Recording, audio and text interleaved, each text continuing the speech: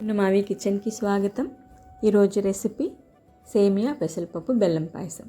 2 రకాల ఫ్లేవర్తో చాలా టేస్టీగా ఎలా చేసుకోవాలో తయారీ విధానం చూద్దాం.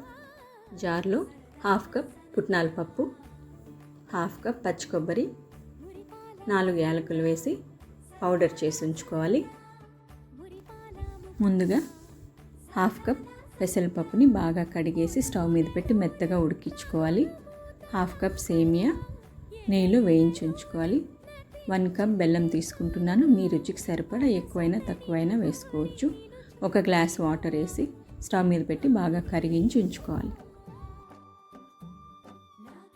ముందుగా పెసరపప్పు బౌల్లో వేసుకొని బాగా ఉడికించుకోవాలి.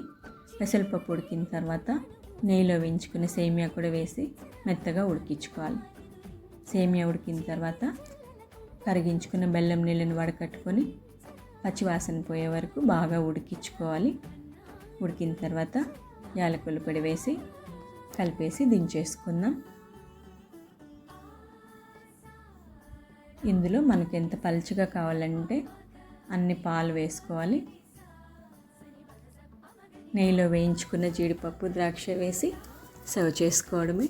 ఎంతో రుచిగా ఉండే బెల్లం పాయసం అందరికీ నచ్చుతుంది. ఇంకొక టేస్ట్, ఇందులో ఇందాక మనం పొడి చేసుకున్న పచ్చి కొబ్బరి పుట్నాల పప్పు పొడి వేసి కలిపేసుకొని సర్వ్ చేసుకోవాలి. ఇది కమ్మటి రుచి అంటారు కదా, అలా ఉంటుంది. 2 ఫ్లేవర్స్ బాగుంటుంది. 2 రుచులతో చాలా బాగుంటుంది.